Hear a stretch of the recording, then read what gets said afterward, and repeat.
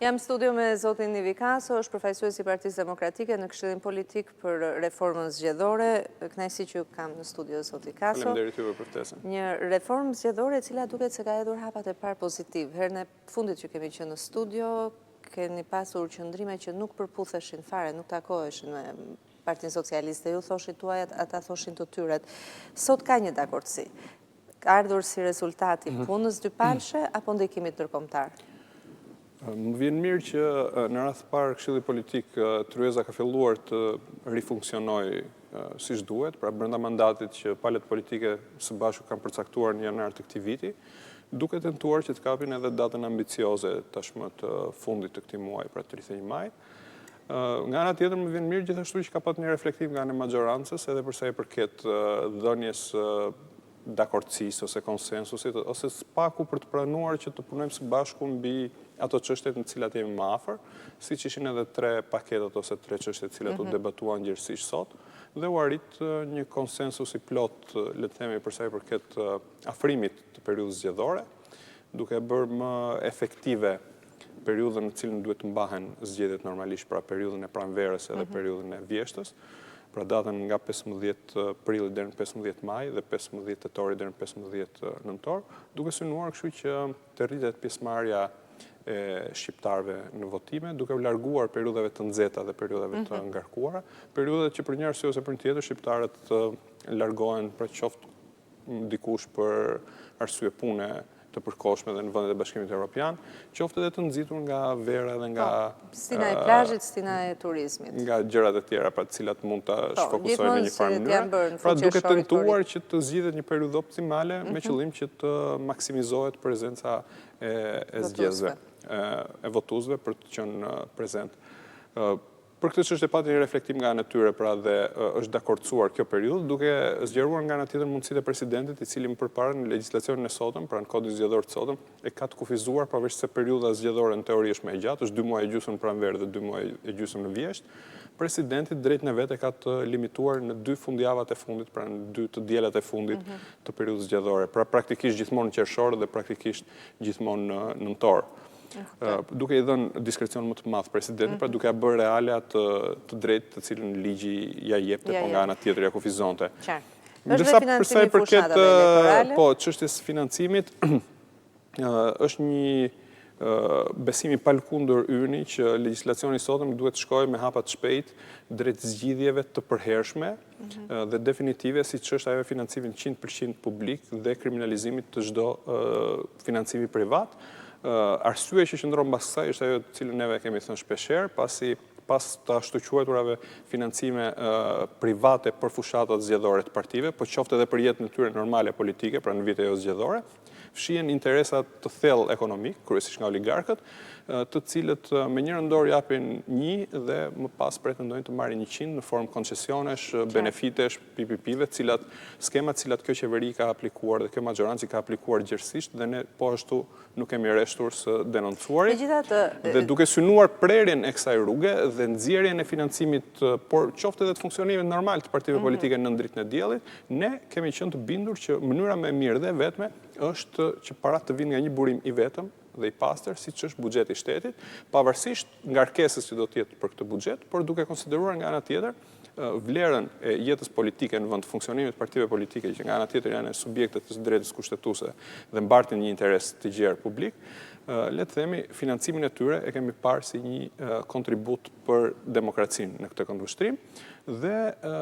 pavarësisht, siç e thash përpara, që është një ide e cila në vende qoftë edhe më të zhvilluara se vendi ynë ka patur ato kundërshtimet e veta, qoftë edhe për faktin se partitë politike dhe jeta politike në përgjithësi do të financohet tërësisht nga lekët e taksapaguesve, besojmë që benefitet janë shumë herë më të mëdha duke prerë rrugën infiltrimeve të interesave thellësisht privat në ekonomi dhe më gjerë. Megjithatë, propozimi jon ka qenë drastik. Ju doni krejtësisht nga buxheti i shtetit, ndërkohë nuk kemi gjetur konsensusin e palës tjetër në kryes. E rëndësishme është që kemi gjetur 2 momente konsensusit, cilat i ilustroj shumë shpejt, që kemi rënë dakord që mbas përfundimit të reformës zgjedhore, pra të ndryshimeve, amendimeve me kodin zgjedhor, të nis një proces i gjerë riformatimit, le themi, të kuadrit ligjor që rregullon funksionimin normal të partive politike, si në fushat zgjedhore dhe jashtë fushatës zgjedhore, duke bërë një ligj integral për financimin e politikës në përgjithësi, duke përfshirë këtu partitë politike, kandidatët, fondacionet, çfarëdo lloj subjekti i lidhur në mënyrë drejt për drejt ose të rrethohet me partitë politike, duke vendosur rregulla të qarta si do funksionojnë dhe si do të financohen që të gjitha këto entitete në periudhë zgjedhore dhe jashtë saj, duke e përqasur këtë model me modelet më të mira që ka sot në botë dhe ekzistojnë. Sigurisht kjo do të kërkojë punë, do të kërkojë dhe asistencë teknike, cilën tashmë e kemi. Ka dy projekte, një i Këshillit të Evropës dhe një i NDI-t, të cilët e kanë suportuar, le themi, këtë nismë, dhe është rënë dakord nga palët politike që do të adresojnë disa problematika akute që lidhen me financimin tani në kodin zgjedhor për këto zgjedhje, dhe më pas do të rinis, le themi, ushtrimi i përbashkët për sa i përket financimit. Po, një ditë e mirë, sepse keni arritur konsensus, po keni arritur konsensus deri në një farë pike, sigurisht nuk kemi arritur një konsensus të plot. Por për gjëra të vogla. Pra data e zgjedhjeve, financimi partive me buxhet në shtetit, pjesërisht tonë ata, plotësisht tonë ju do gjenit mesmen, po keni lënë çështje dhe kuotat gjinore, se këto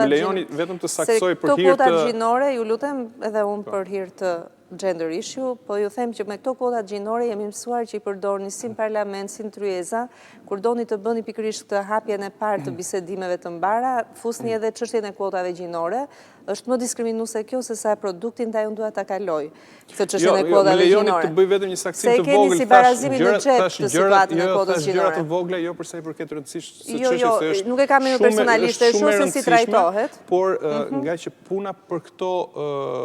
3 paketa, le të themi, ose 3 momente debati, ka nisur shumë më herët se sa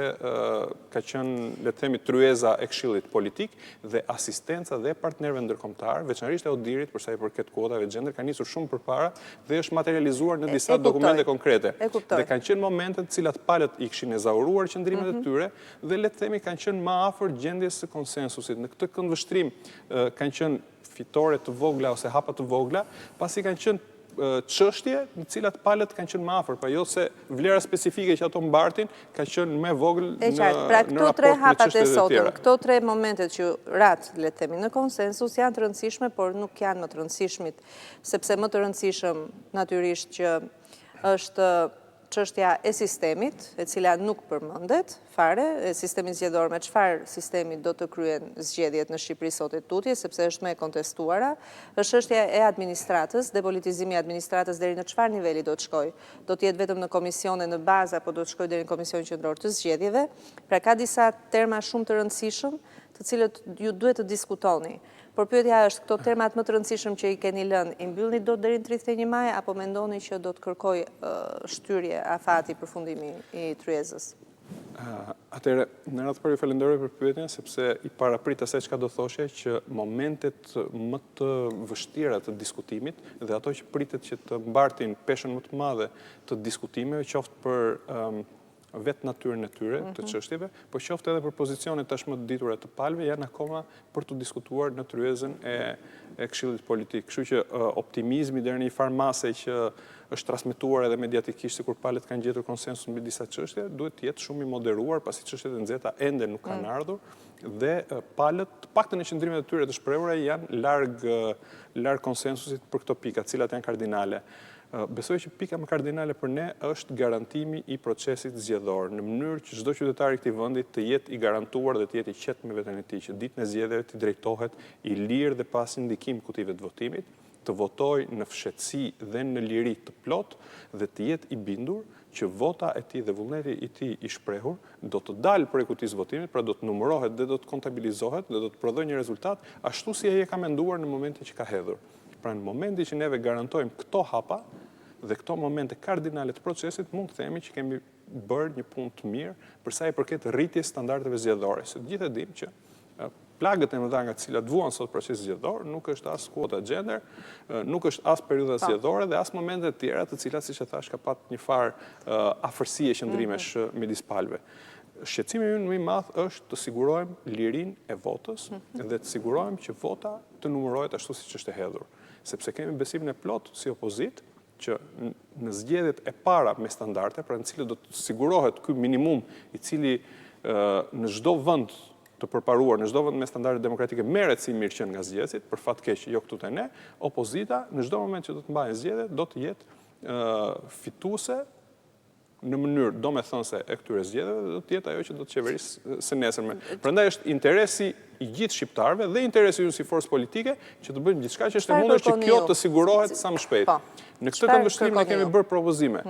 Jo vetëm qeveria kujdestare, e cila do të jetë një qeveri jashtë konfliktit të interesit me zgjedhjet e lira dhe të ndershme, dhe do të mund të nxjerrë administratën në masë të madhe nga gjithë ai presion për të siguruar me çdo kusht rezultatin zgjedhor, ose në të kundërt nuk do të sigurojë dot mbjetesën e vet në funksionet publike të cilat ajo mbart,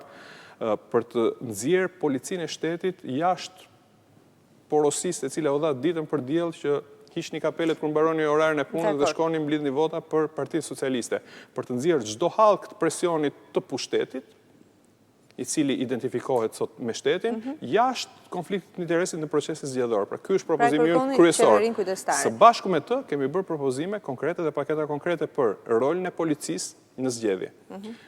për rolin proaktiv të cilën institucionet ligjzbatuese duhet të kenë në gjithë procesin zgjedhor, duke përfshirë prokurorinë e zakonshme, duke përfshirë institucionet të tjera ligjzbatuese, por rol dhe theks të veçantë te SPAK-u dhe Byroja Kombëtare e Hetimit, të cilët pavarësisht se në mandatin e tyre e kanë ndjekjen e korrupsionit në çfarëdo lloj faze dhe çfarëdo lloj niveli, përsëri për shkak të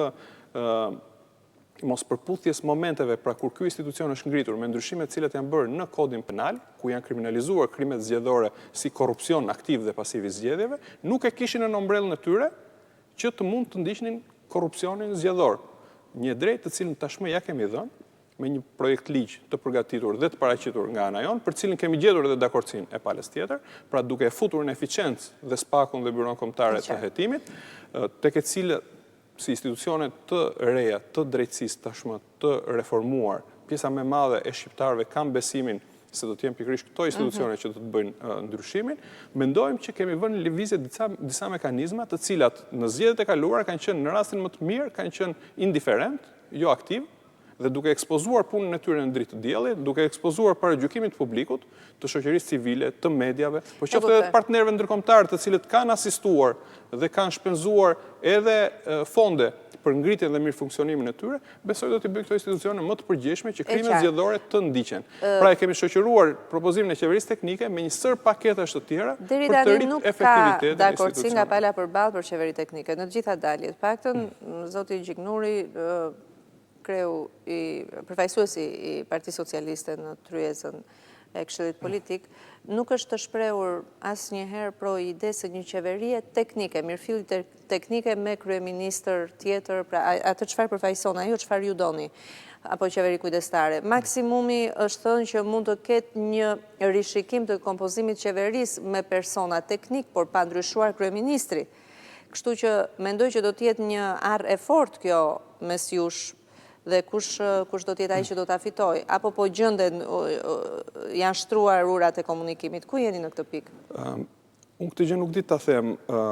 domethënë çfarë po ndodh në kampin tjetër të majorancës. Ajo çka mund të them është që qëndrimi i zotit Gjiknuri i shprehur në tryezën e Këshillit Politik nuk ka qenë një qëndrim i argumentuar, le të themi, nuk ka patur një arsye kushtetuese ose ligjore për që të pamundsoj realizimin e kërkesës tonë. Ajo që ka mbajtur si qëndrim dhe ka artikuluar edhe jashtë, ka qenë që kjo është jashtë mandatit të tryezës së Këshillit Politik, pra duke në një farë mënyre duke adresuar këtë çështje në një nivel më të lartë, atë të kryetarit të partisë vet ose të një negociate në një nivel më të lartë. Nuk ka asnjë arsye kushtetuese, asnjë arsye ligjore që kjo të mos ndodhë, është vetëm çështje le të them mbjetese politike e Edi Ramës, i cili e kupton që pa të pushtet të cilin sot ja jep karrige e kryeministrit dhe të cilin besoni që e ka ushtruar deri në qelizën e fundit të pushtetit të vet, nuk do të mund të mbjetonte asnjë ditë si kryeministër në një vend me zgjedhje, nuk po them të lira dhe të ndershme, po me disa standarde demokratike. Sigurisht është gjëja e fundit nga e cila do të heqi dorë. Ne nuk presim që të heqi dorë menjëherë në tryezën e negociatave, të heqi dorë nga pushteti i palishëm në këndvështrimin tonë, cilin e ka grumbulluar nga të gjitha anët në dorën e vet. Por jemi besim plot që duke i thirrur arsyes, duke parë modelet më të mira të cilat janë aplikuar edhe në vende të rajonit dhe mbi të gjitha duke njohur gjithë shqiptarët dhe faktorin ndërkombëtar, domosdoshmërinë e menaxhimit të zgjedhjeve të ardhshme nga një qeveri jashtë konfliktit të interesit, besoj që pavarësisht se do jetë gjëja e fundit nga cilat do të heqi dorë dhe do të bjerë dakord, jemi shpresplot që në fund të procesit negociues të platformave që neve kemi paraqitur, kur ajo kërkesa, le të themi, e qeverisë kujdestare është nyja lidhse ose ombrella në të cilën futen të gjitha platformat dhe propozimet tona, besoj që do të mund të arrijmë në një përfundim i cili më besoni ka për të qenë jo vetëm në të mirën e aktorëve në lojë, ku dhe Opozita e bashkuar sigurisht do të jetë aktore kryesore në zgjedhjet e ardhshme, por mbi të gjitha në të mirë të gjithë shqiptarëve, të cilët më në fund, mbas shumë vjetësh, do të kenë një proces zgjedhor me disa standarde normale për një vend evropian. Pra ju besoni që do imponoheni me kërkesën tuaj për qeveri kujdestare? Ne besojmë se po. Dhe vazhdojmë të besojmë se po. E keni thjesht nga bisedimet në tryez, apo ndoshta edhe nga një mbështetje ndërkombëtare platformave tuaja? Në tryez, siç e thash përpara, zoti gjyknori nuk ka tagër ta diskutojë këtë çështje dhe sigurisht neve nuk presim që ta kemi përgjigjen nga zoti gjyknori. Janë një sër faktorësh dhe mbi të gjitha domosdoshmëria të cilën sot e ndjen çdo shqiptar që në këtë vend në fund të ketë proces zgjedhor. Çdo shqiptar nuk është në tryez. Besoj që kjo domosdoshmëri do të arrijë të materializohet dhe shqiptarët më në fund të kenë një qeveri e cila tu garantoj zgjedhje me standarde. Ju flisni në mënyrë teknike dhe duhet ju kuptosh mes rreshtave, do me thënë keni besimin që do imponoheni me këtë qeverin teknike në fund. Ne kemi besimin që do të arrijmë të realizojmë kërkesën tonë për qeveri kujdestare. Pra jo qeveri teknike, ku disa ministra të zvendçohen nga disa ministra kukulla dhe Edi Rama i thot botës, siç e ka bërë dhe më përpara që shiko se u zvendçuan disa ministra dhe kjo është një qeveri që është jashtë konfliktit me zgjedhjet, por një qeveri vërtet me persona, me figura cilat gëzojnë besimin e gjithë palëve, të cilët veprojnë në autonomi të plot dhe në autonomi të plot të garantojnë disa rregulla loje në të cilët gjitha palët garojnë. Dakor. Dua të flas për sistemin. Po anashkalohet, partitë e vogla kanë reagimet e tyre, megjithatë çështja e sistemit qarkullon që tashmë është në interesin e të dyja partive të mëdha të mos ndryshojë. Pra, do të bëni një paraqitje platformash,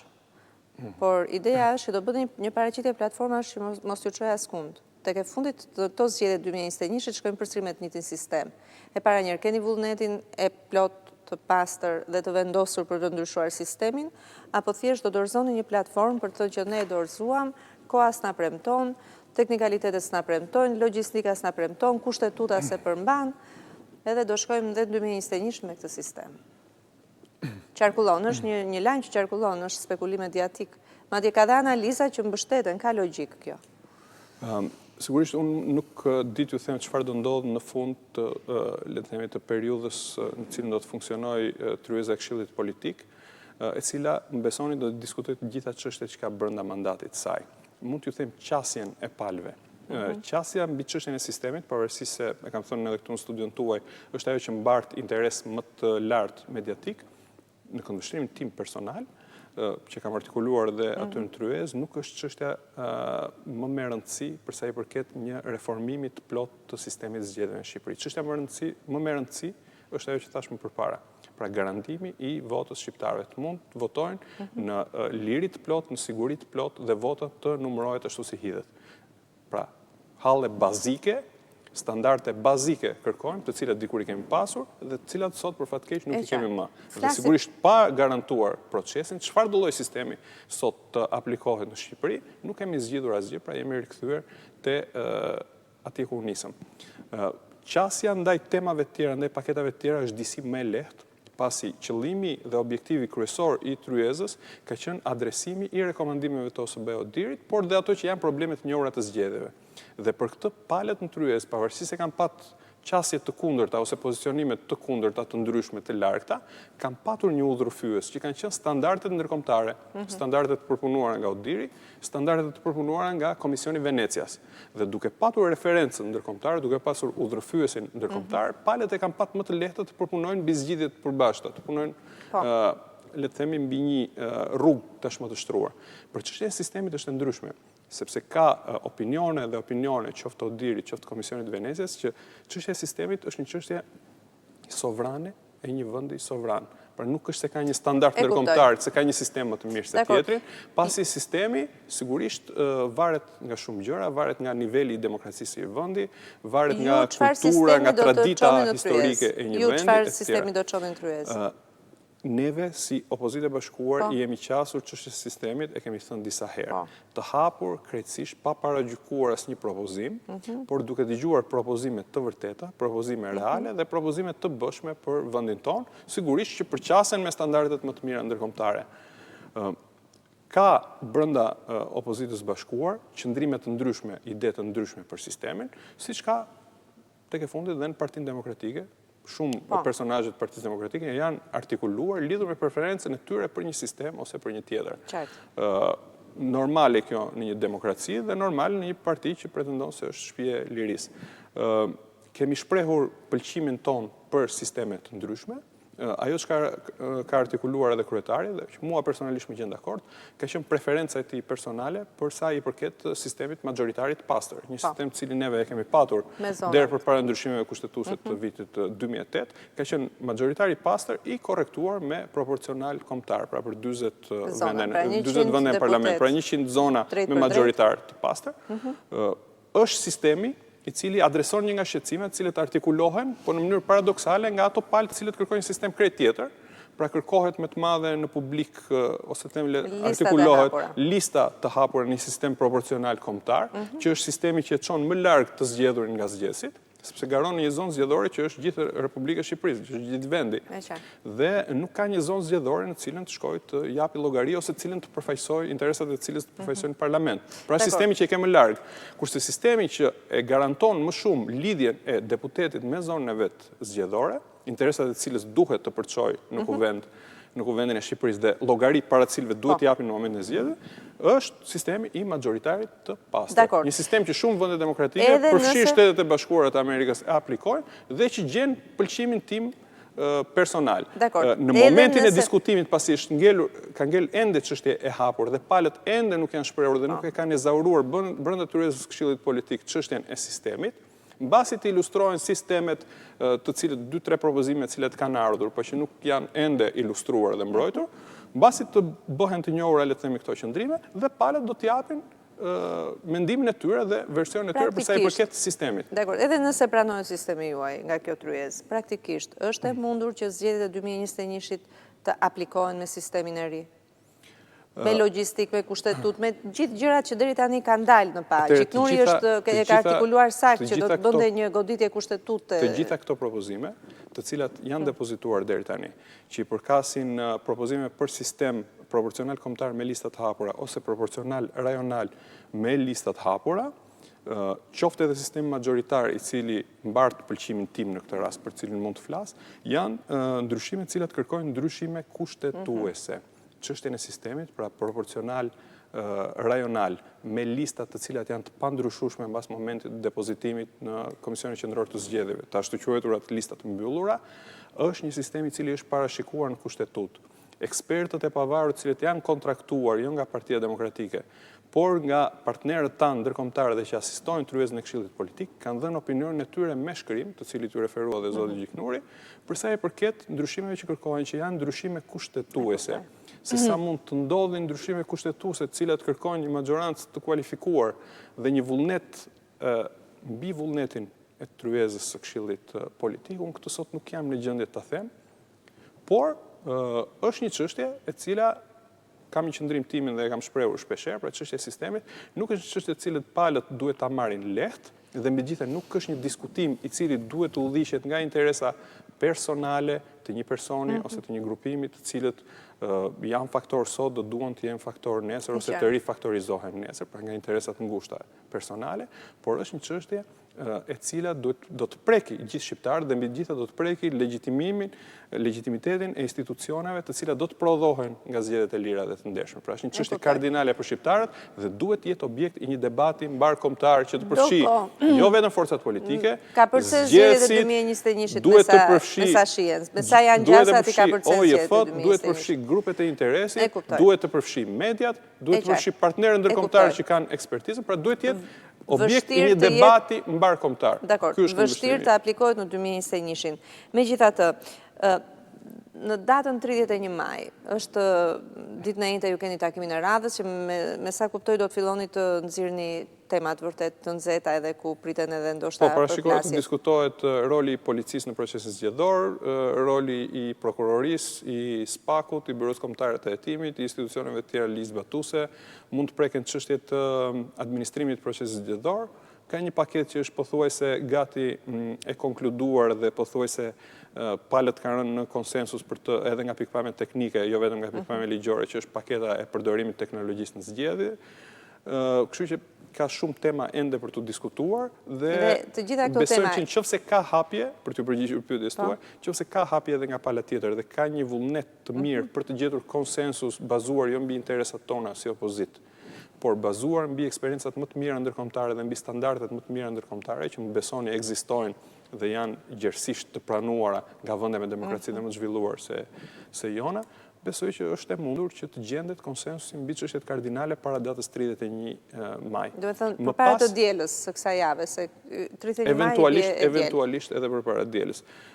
Dhe më pas është puna jonë e ekspertëve, por që besoj bëhet shumë herë më lehtë kur njofim konsensusin e palëve mbi temat e nxehta, për të shkruar në mënyrën e duhur, pra për të draftuar, por që besoj që nuk është kjo çështja më e rëndësishme, por besoj gjetja e vullnetit dhe konsensusit mbi pikat e nxehta është më e rëndësishme se sa formalizimi më pas që është një punë rutinë të cilin do ta bëjmë. Ndoshta 2 javë para qershorit e mbyllin përfundimisht? Besoj se po, sepse qasja që në tryezën e Këshillit politik është bërë, nuk është bërë, le të themi, një punë mekanike që të marrë shkodin zgjedhor dhe si do reformojmë neni 1 dhe më pas të dalim të neni 280, por është bërë me paketa zgjidhjesh. Dhe, le të themi,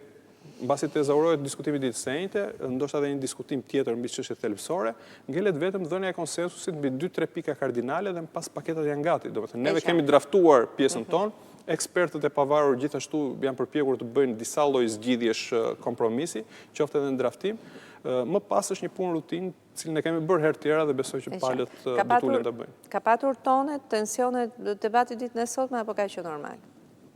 Nuk besoj që ka patur momente diskutimit të nxehtë dhe të bazuar, le të themi, mbi ato që kanë qenë interesat ose qëndrimet e palëve në tryezë. Nuk ka patur në moment agravimi lidhur me qëndrimet personale ose lidhur me gjuhën e përdorur, le të themi, nga palët. Si takim i parë mbas 2 javësh në mos gaboj, mund të themi se ka qenë një takim produktiv, megjithëse jo në pritshmëritë e mia, pasi unë, le të themi, edhe nga këndvështrimi i ekspertit, do të prisja që palët të rakordoheshin plotësisht mbi 3 paketat. 2 prej tyre kanë ngel ende palët kanë momente për të diskutuar dhe momente për të rakorduar, kështu që personalisht e prisja më të mirë. Duke qenë që, siç e tham, jemi akoma në fazat jo të nxehta të debatit. Dakord. Do të kem një hapësirë shumë të shkurtër publicitare për të rikthyer përsëri në studio, sepse mes ditën e sotme zonja ambasadore e Shteteve të Bashkuara, Yuri Kim, është takuar me zotin Basha. Ka folur për të ardhmen, duke thënë se kemi lënë pas të shkuarën. Kujtojmë që Partia Demokratike është tërhequr nga institucioni i Parlamentit, nuk ka marrë pjesë në zgjedhjet vendore për bashkitë.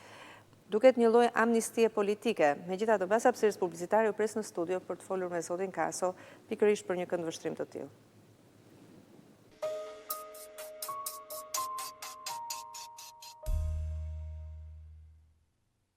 Demokratike përfaqësuesi kësaj force politike në tryezën e Këshillit Politik për Reformën Zgjedhore, folëm në fakt për të gjitha piketat e diskutuara ditën e sotme, ato që pritet diskutohen të njëjtën, por siç e thash, lajmi i ditës sot është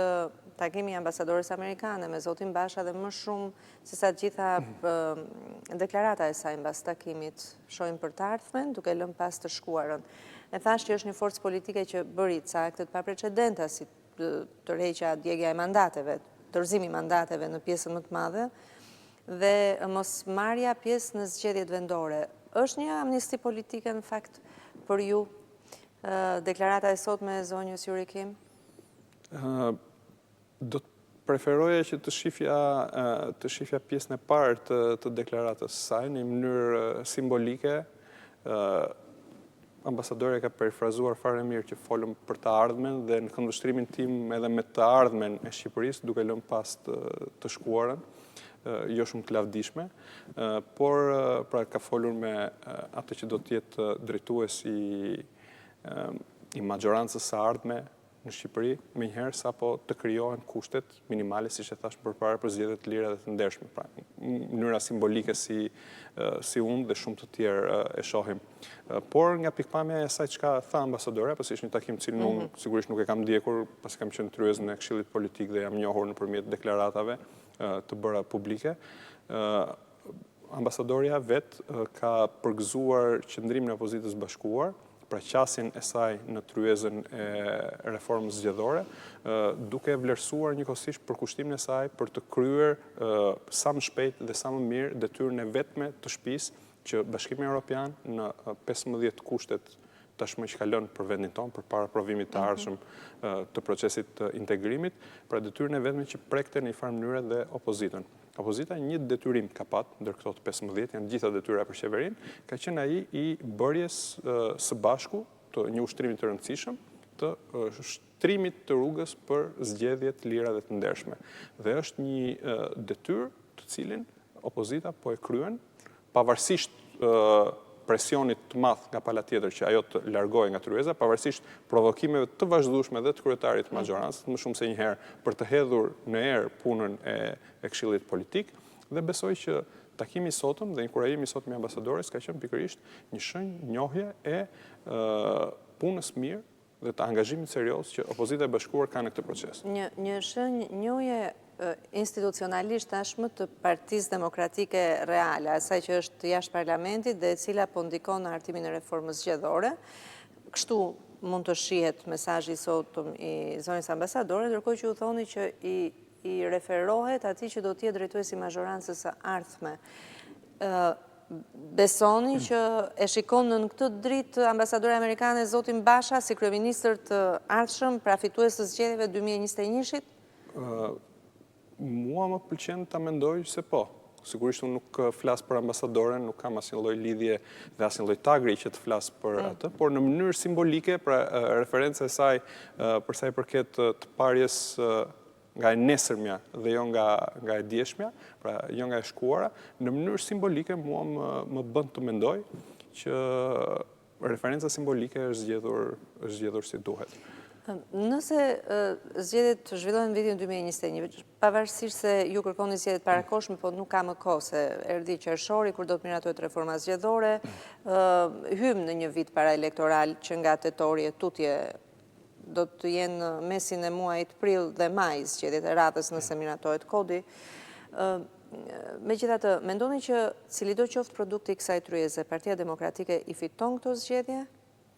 Unë besoj që cilido qoftë produkti i tryezës, cilido qoftë vullneti i majorancës dhe Edi Ramës personalisht për të dhënë konsensus, për të dhënë ca zgjidhje të vërteta për procesin zgjedhor dhe për të hequr dorë nga pushteti i cili në mënyrë të paligjshme, siç e thash përpara, e ka përqendruar të gjithë te një dorë, opozita e bashkuar do t'i qaset procesit zgjedhor kurdo ky të jetë, pra zgjedhjet parakohshme tani në vjesht, ose zgjedhje të radhës në pranverë, do t'i qaset me besimin dhe me garancin e plot që shqiptarët do të mund të shprehin votën e tyre ligjshëm dhe në mënyrë të lirë dhe në mënyrë të fshehtë, ashtu siç parashikon kushtetuta, dhe që opozita do të bëjë gjithçka që është në dorën e saj që t'u garantoj shqiptarëve këtë drejtë dhe më besoni që opozita e bashkuar ka për të dalë fitimtare nga ky proces zgjedhor. Opozita e bashkuar. Unë nuk di të them në këtë moment. Ka pikpamja teknike, teknicien i reformës që dini shumë mirë ato edhe glitchet e sistemit, pra edhe kërcitjet e sistemit, të cilat ndonjëherë kthehen në vota të arta për njërën palë apo në disfata të mëdha për palën tjetër, apo e shikoni politikisht? Më lejoni të them si një njeri me të dyja kostumet, pra si një person që ka rreth 15 vjet që merret me procese zgjedhore, por nga ana tjetër që ka kaq kohë që ushtroi funksione të rëndësishme brenda Partisë Demokratike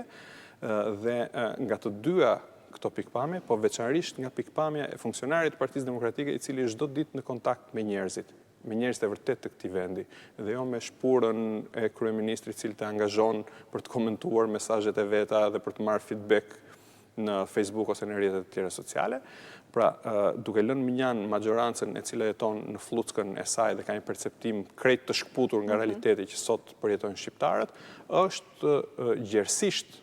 i përhapur në gjithë shqiptarët bindja se ky pushtet duhet të largohet një orë më përpara për 1001 arsye dhe që zgjidhja e këtij empasi dhe e kësaj situate janë vetëm zgjedhjet e lira dhe të ndershme ku opozita e bashkuar ka për të dalë fitimtare. Nuk ka për të fituar nga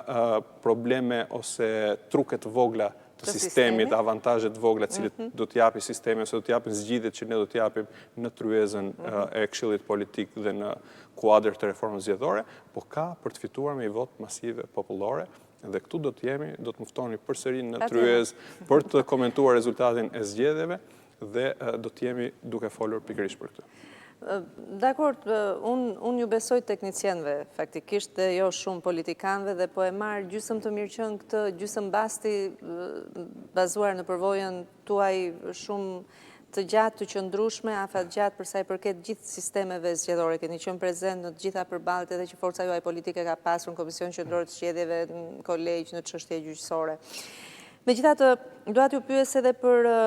një reagim tuaj si politikan dhe si teknicien. Deklarata e forte e Yuri Kimit për thashe theme, nuk dua të besoj thashe theme të cilat synojnë reformën në drejtësi, që ka marrëveshje të fshehta, thot, has rumors about that, dhe është fjalë për fjalë thashe theme, të cilat më bëjnë të mendojnë që mund të ketë një marrëveshje për të minuar reformën drejtësi. E përfshin Partinë Demokratike këto thashe theme, apo? Nuk shoh, unë e kuptoj shqetësimin e ngritur nga ambasadorët dhe të artikuluar në mënyrë fare të qartë dhe eksplicite. Besoj që thashe theme nëse janë të vërteta implikojnë forca politike ose personazhe të caktuar të cilët ushtrojnë një farë lloj pushteti ose kanë një lloj ndikimi mbi institucionet, qofshin këto të pavarura, pseudo të pavarura e tjera. Ne dim fare mirë sot se cili është personi i cili ka të gjitha pushtetet në Shqipëri. E dim fare mirë se cili është personi i cili zotron dhe dominon në mënyrë absolute të gjitha institucionet dhe të gjitha pushtetet, pavarësisht se me kushtetut i përkasin atij apo jo, dhe e dim fare mirë me emër dhe mbi emër personin i cili mund të ndikojë që ta sabotojë reformën drejtësi në momentin kur kjo e shef që ajo po bëhet efektive dhe që institucionet më të rëndësishme të saj, siç janë SPAK-u dhe Byroja Kombëtare e Hetimit, po fillojnë të ngren atë identitetin e tyre dhe do të fillojnë punën në mënyrë të pavarur. Vetëm një person ka interes ta bëjë këtë dhe mbi të gjitha vetëm një person ka mundësitë që të ndikojë në mënyrë aktive për ta sabotuar këtë. Dhe deklaratës shumë eksplicite të ambasadës amerikane në këndvështrimin tim i mungonte vetëm emri dhe mbiemri i personit, cilin sot gjithë shqiptarët e dinë. Që është? Edi Rama. Është Edi Rama. Personi i cili sot uzurpon në mënyrë të palishme gjitha pushtetet në Shqipëri. Sipas jush referohet Edi Ramës, përse pati një reagim tash për të presidentit? Një reagim emotiv, konferencë shtypi, një intervistë të fortë të televiziu mbrëm, një doli publikisht, nxori mesazhe, ambasadorësh apo përfaqësuesish. Përse ky reagim? Për këtë mund të jap vetëm mendimin tim personal. Besoj që duke kontrolluar gjitha pushtetet në Shqipëri dhe duke pat një influencë jashtëzakonshme në mjetet e informimit, por në këtë rast edhe të disinformimit, është pikërisht majoranca Edi Rama i cili ka përhapur thashë themin media që ato thënie i kundrejtoheshin një personazhi tjetër që gëzon pushtet në këtë vend, gëzon një farë pushteti, pavarësisht se roli presidentit është i mirë përcaktuar në kushtetut dhe pushteti që ai gëzon është në disa aspekte thellësisht formal dhe shumë pak pushteti vërtet, duke mos mundur që t'ja faturoj këtë thënie opozitës bashkuar e cila nuk gëzon asnjë lloj pushteti, ka hequr dorë nga gjitha privilegjet dhe pushtetet për të qenë sot njëshme qytetarët dhe t'i prizë zëmërimit të qytetarëve, e ka adresuar gjithë baterinë e tij mediatike dhe të dizinformimit te presidenti i Republikës. Dhe unë besoj që presidenti duke perceptuar këtë sulm, dizinformim masiv të mjeteve të informacionit, të cilët vullnetarisht ose jo janë vënë në shërbim të kryeministrit, është ndjerë i detyruar të dalë dhe të bëjë publik pozicionin e tij, i cili, me thënë drejtën, nga pikpamja institucionale, përsa i përket edhe disa debateve me disa personazhe të sistemit drejtësisë lidhur me radhën kushtetuese të emërimeve e tjera, pra për çështje konkrete që lidhen me ngritjen e institucioneve të reja, nga dokumentacioni që kam parë, se sigurisht nuk e kam parë gjithë, por atë që është bërë publik në media, qëndrimi tim ka rezultuar korrekt deri më sot. Besoj që ka qenë ndjesie e brendshme e një shtetari i cili duke u ndjerë në sulm ka parë të nevojshme që të dali dhe të bëj publike pozicionin e tij. Dakor, dua ta mbyll përsëri me reformën zgjedhore. Rodina Hajdari foli me median mbas tryezës tuaj dhe ju krahasoi pak a shumë me vajzat e motit, vajzat që parashikojnë tiparet atmosferike, tha zonja Hajdari, e citoj, por pra për vajzat që parashikojnë motin. Si e komentoni? Me thënë drejtën, pavarësisht eksperiencës time relative në procese zgjedhore dhe në procese negocime me palën tjetër, nuk ka arritur ta kuptoj metaforën që të mund të jap një përgjigje dinjitoze. Pra nuk kam arritur ende ta kuptoj, është e disa herë që dëgjoj prononcimin, nuk ka arritur ta kuptoj çfarë referohet konkretisht ose cilit moment. Siç u thash përpara, ka qenë një diskutim profesional, pavarësisht se me tone deri diku të nxehura, ka qenë midis përfaqësuesve të Opozitës së Bashkuar dhe zotit Gjiknurin tryez, pra nuk është se ka pat në një moment në cilin zonja Hajdari, të paktën nga sa pash jetë ndjerë e pa përfillur ose e kontestuar në qëndrimet e saj. Kështu që nuk ka arritur të bëjë ndonjë lidhje midis asaj çfarë ndodh brenda në tryezën e Këshillit Politik dhe eksternimeve publike më pas jashtë. Sigurisht këto të fundit varen edhe nga momente, interesa të tjera, të cilat nuk janë thellësisht pjesë e ngushtë e reformës zgjedhore. Që është sistemi, sepse ajo mbron ndryshimin e sistemit, pasi përfaqëson me sa duket një grupim të vogël, tani është larguar nga Partia Demokratike dhe ndoshta mbron vërtet interesin e partive të vogla për ndryshimin e sistemit. Janë të gjitha pozicione legjitime, për sa kohë artikulohen në mënyrë normale, në mënyrë serioze dhe sigurisht me respektin e duhur për gjitha palët në tryezë. Nëse ka pat në një referencë ndaj ndonjë momenti të caktuar, përsëri ju them që nuk kam arritur ta bëj dot lidhjen e batutës së saj me çfarë ka ndodhur. Takimi radhës është ditën e njëjtë, në orën 11 paradite? Të paktën kështu u ra dakord sot. Ju dha mundësi ekspertëve që të gjitha palëve që ditën e nesërme ta shfrytëzojnë për të limuar çështjet për të cilat sot nuk pati dakordsi, pra për të përmbyllur këto 3 paketet e para, si dhe për të dhënë një seri zgjidhjesh teknike për çështjet të cilat do të jenë objekt diskutimi ditën e njëjtë, në mënyrë që dita e njëjtë të jetë përsëri një ditë produktive dhe shpresojmë se jo me konsensus për çështje kardinale. Do të të zgjatura, sepse keni çështje shumë të nxehta për të diskutuar. Besoj se po, sepse çështjet e nxehta mbartin atë përveç gjithë intensitetit të diskutimit, mbartin edhe një seri problematika serioze të cilat duhen referuar, kështu që besoj do të marrë kohën e vet. Dakor. Ju falenderoj shumë që ishit në studio, ju falenderoj për opinionet që ndat. Isha me zotin Ivi Kaso, është përfaqësues i Partisë Demokratike në tryezën për reformën zgjedhore, një tryezë ku janë dhe partitë parlamentare dhe Partia Demokratike dhe Opozita e bashkuar jashtë parlamentit, është sekretar për çështjet ligjore në Partinë Demokratike. Mirë, kalojmë në një hapësirë publicitare për të u ritakuar së bashku me lajmet në orën 20.